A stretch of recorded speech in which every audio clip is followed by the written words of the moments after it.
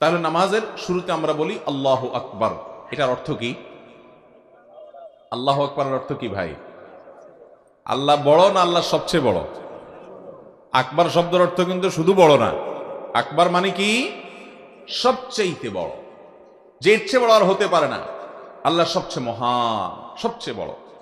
আমি হাত তুলে আল্লাহু আকবার বলে যখন সালাত শুরু করছি, তার মানে আমি মুখে ঘোষণা দিচ্ছি আমার ব্যবসা বাণিজ্য, আমার ক্ষেত খামার, আমার ফেসবুকিং, আমার ইউটিউবিং, আমার সোশ্যাল নেটওয়ার্কিং, আমার যত কাজ আছে, আমার যত পেরেশানি আছে, আমার যত যা আছে, এই সব কিছু তুচ্ছ এবং ছোট আমার কাছে সব কিছুর চাইতে বড় ইস্যু এখন এবং সর্বাবস্থায় আমার রব আল্লাহ তাআলা, তিনি ছাড়া আর কেউ আমার মনোযোগ পেতে পারে না। তিনিই সবচেয়ে বড়, সবচেয়ে মহান।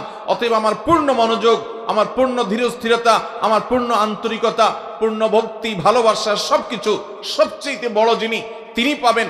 কারণ এর চাইতে বড় তো আর কেউ নাই যে আমি তাকে মনোযোগ দেব।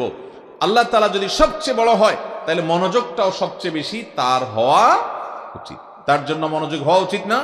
এজন্য আমরা শুরুতে ঘোষণা দিচ্ছি আল্লাহু আকবার, আল্লাহ সবচেয়ে বড়। তাহলে অন্য কোনো কিছু মনে আনবো না। অর্থের দিকে যদি খেয়াল করেন, তাহলে নিজের সঙ্গে নিজে সংগ্রাম করতে সুবিধা হবে। নফসকে, প্রবৃত্তিকে বলতে পারবেন, তুমি না মুখে ঘোষণা দিছো আল্লাহু আকবার, আল্লাহ সবচেয়ে বড়, তাহলে তুমি কিভাবে এখন এই মুহূর্তে নামাজের মধ্যে দোকানের কথা চিন্তা করছো? তুমি কিভাবে এখন ওই অমুকের কথা চিন্তা করছো, তমুকের কথা চিন্তা করছো? আরে ভাই, নামাজের ভিতরে যে বিষয়গুলো নিয়ে তুমি পেরেশান হচ্ছ, যেটা নিয়ে তুমি টেনশন করছো, তোমার কোনো পেরেশানি আছে, এটা নিয়ে চিন্তা করছো, এগুলো সবগুলা যে রবের হাতে, তুমি তো তার সাথে সংযুক্ত হচ্ছ। অতএব ওই সমস্ত চিন্তা না করে রবের সাথে নেটওয়ার্কটা মজবুত করো, পূর্ণ মনোযোগ দাও, তোমার সমস্ত সমস্যার সমাধান রব করে দিবেন ইনশাআল্লাহ। ভাইরা আমার, এই জন্য বুঝতে হবে যে আমি কি বলতেছি। আল্লাহু আকবার মানে আল্লাহ সবচেয়ে। এরপরে আমি হাত বেঁধে সর্বপ্রথম কাজ করি দোয়া ইস্তিফতাহ, নামাজ শুরুর দোয়া। আবু দাউদ এবং তিরমিজি বর্ণিত হাদিসে যে দোয়াটি আছে, সেটি আমাদের সমাজে, আমাদের দেশে বেশিরভাগ মানুষ আমরা পড়ি। সুবহানাকাল্লাহুম্মা ওয়া বিহামদিকা ওয়া তাবারাকা ইসমুকা ওয়া তাআলা জাদ্দুকা ওয়া লা ইলাহা গায়রুক। দেখেন, এই যে সানা, এই যে নামাজ শুরুর দোয়াটা, এটা দেখবেন আপনি অর্থের দিকে খেয়াল করলে অবাক হবেন। সুবহানাল্লাহ, আল্লাহর সাথে কিন্তু আপনি কথা বলছেন, আল্লাহকে আপনি ডেকে ডেকে কথা বলছেন, অ্যাড্রেস করছেন। তা আপনি কাউকে অ্যাড্রেস করছেন আর মনোযোগ তার দিকে নাই, এটা তো অভদ্রতা, এটা তো অসৌজন্যতা, এটা তো বেয়াদবি, এটা তো অসম্মান করার মতো হয়। আপনি যখন এটার অর্থের দিকে খেয়াল করবেন, তখন আপনার নফস অন্যদিকে যেতে পারবে না। নফসকে আপনি বলতে পারেন, তুমি না আল্লাহর সাথে কথা বলছো, তোমার মনোযোগ কিভাবে অন্যদিকে যায়? সাথে সাথে নফসকে আপনি কান ধরে আবার ফেরত আনতে পারবেন। সুবহানাকাল্লাহুম্মা এর অর্থ হলো, হে আমার আল্লাহ, হে আল্লাহ, আমি আপনার পবিত্রতা বর্ণনা করছি। আমি আল্লাহর সাধারণ সৃষ্টি ভাই, আমি মহান রবের পবিত্রতা বর্ণনা করছি। সুবহানাকাল্লাহুম্মা, হে আল্লাহ, আমি আপনার পবিত্রতা বর্ণনা করছি। ওয়া বিহামদিক, এবং আপনার প্রশংসা করছি, আপনার গুণকীর্তন করছি। সুবহানাকাল্লাহুম্মা ওয়া বিহামদিকা ওয়া তাবারাকা ইসমুকা, এবং আপনার নাম এটা মহান, এটা বরকতময়, আপনার নাম এটা বরকতময়। ওয়া তাআলা জাদ্দুকা, আপনার মর্যাদা সুমহান, সবচেয়ে বেশি, আপনি স্রষ্টার সব সৃষ্টি।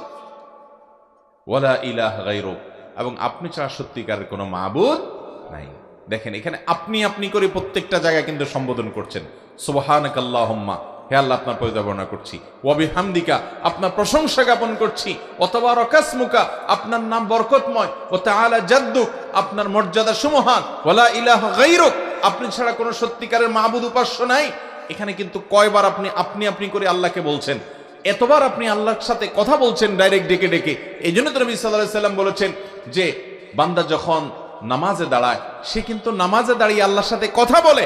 তাহলে আপনি কিন্তু এখানে শুরুতেই কথা শুরু হয়ে গেল। দেখেন, সুবহানাকাল্লাহুম্মা ওয়া বিহামদিকা ওয়া তাবারাকা ইসমুকা ওয়া তাআলা জাদ্দুকা ওয়া লা ইলাহা গায়রুকার মধ্যে আপনি কয়বার আল্লাহ তাআলাকে? প্রায় 5 বার সম্ভবত। সুবহানাকাল্লাহুম্মা একবার, ওয়া বিহামদিকা দ্বিতীয়বার, ওয়া তাবারাকা ইসমুকা তৃতীয়বার, ওয়া তাআলা জাদ্দুকা চতুর্থবার, ওয়া লা ইলাহা গায়রুক 5 বার আল্লাহকে আপনি আপনি আপনি বলে সম্বোধন করছেন। আল্লাহ, আপনার পবিত্রতা বর্ণনা করছি, আপনার প্রশংসা জ্ঞাপন করছি, এবং আপনার নাম বরকতময়, আপনার মর্যাদা সর্বোচ্চ সুমহান, এবং আপনি ছাড়া সত্যিকারের কোনো মাবুদ নাই। 5 বার আপনি আপনি করে আল্লাহর সাথে আপনি আল্লাহকে ডেকে ডেকে কথা বলছেন, অথচ আপনার মনোযোগ আরেক দিকে কিভাবে যেতে পারে?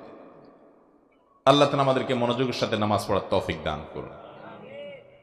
এরপরে আসেন দোয়া ইস্তেফতার জায়গায় আরো দোয়া আছে।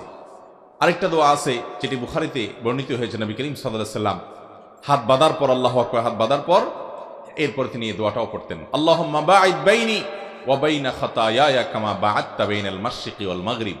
আল্লাহ, পৃথিবীর পূর্ব এবং পশ্চিমের মধ্যে যে পরিমাণ দূরত্ব আপনি রেখেছেন, আমার অপরাধ, আমার পাপ, আমার গুনাহগুলোর সঙ্গে আমার এরকম দূরত্ব করে দেন, অর্থাৎ সেগুলো মাফ করে দেন আপনি। এবং আল্লাহুম্মা নাক্কিনি মিনাল খাতায়া কামা ইউনাক্কা সাওবুল আবিয়াদু মিনাদ দানাস। আল্লাহ, নোংরা কাপড় যেরকম পরিচ্ছন্ন করে ফেলে মানুষ, ধুয়ে পরিষ্কার করে ধবধবে পরিষ্কার করে ফেলে, আমার ভুল ত্রুটিগুলোকে আপনি সেরকম পরিষ্কার করে দেন। এবং আল্লাহুম্মা আগসিল খাতায়ায়া, আল্লাহুম্মা আগসিল খাতায়ায়া কামা বিল মাই ওয়াস সালজি ওয়াল বারাদ। আল্লাহ, আমার ভুল ত্রুটিগুলোকে আপনি পানি, বরফ এগুলো দিয়ে ধুয়ে পরিষ্কার করে দিন, অর্থাৎ গুনাহগুলো মাফ করে দিন। আবার কোন কোন বর্ণনায় আসছে, ইন্নী ওয়াজ্জাহতু ওয়াজহিয়াল্লাযী ফাতারাস সামাওয়াতি ওয়াল আরদা হানিফা ওয়া মা আনা মিনাল মুশরিকিন। বিরাট বড় দোয়া, কোরআন কারীমের আয়াত সহকারে। এটা নবী সাল্লাল্লাহু আলাইহি সাল্লাম হাত বাঁধার পরে সুবহানাকা আল্লাহুম্মার জায়গা মাঝে মধ্যে পড়তেন। তো যাই হোক, আমি একটা যেটা আমরা সবচেয়ে বেশি পড়ি শুধু সেটা তর্জমাটাই করে দিলাম। তাহলে আমরা জানলাম যে সুবহানাকা আল্লাহুম্মার মধ্যে কি বলছি। এখানে আল্লাহর প্রশংসা করছি, আল্লাহর পবিত্রতা বর্ণনা করছি, আল্লাহর বরত্ব বর্ণনা করছি, আল্লাহর একত্ববাদের স্বীকৃতি দিচ্ছি। অনেকগুলো বিষয় এখানে চলে আসছে। এরপর আমরা আউযু বিল্লাহি মিনাশ শাইতানির রাজিম পড়ি। কেন আউযু বিল্লাহ পড়ি জানেন? কোরআন পাঠ করব আমরা, সূরা ফাতিহা পড়বো না এখন নামাজে? যেহেতু সুবহানাকাল্লাহ পড়লাম, এখন কি পড়বো? আলহামদু সূরা পড়বো না? এই জন্য কোরআন তেলাওয়াতের শুরুতে আউযু বিল্লাহ পাঠ করতে হয়। আচ্ছা, আউযু বিল্লাহ কেন পাঠ করতে হয় কোরআন তেলাওয়াতের শুরুতে? আল্লাহ তাআলাই সর্বোচ্চ ভালো জানেন, সর্বাধিক ভালো জানেন। কিন্তু অনেক উলামা একরাম কোরআন তেলাওয়াতের শুরুতে আউযু বিল্লাহ কেন পাঠ করতে হয়? আল্লাহ কোরআন নির্দেশ করেছেন যে ইযা ক্রাআতাল কুরআনা ফাসতাইজ বিল্লাহি মিনাশ শাইতানির রাজিম। যখন তোমরা কোরআন তেলাওয়াত করবে তখন শয়তান থেকে পানা চাইবা। কেন?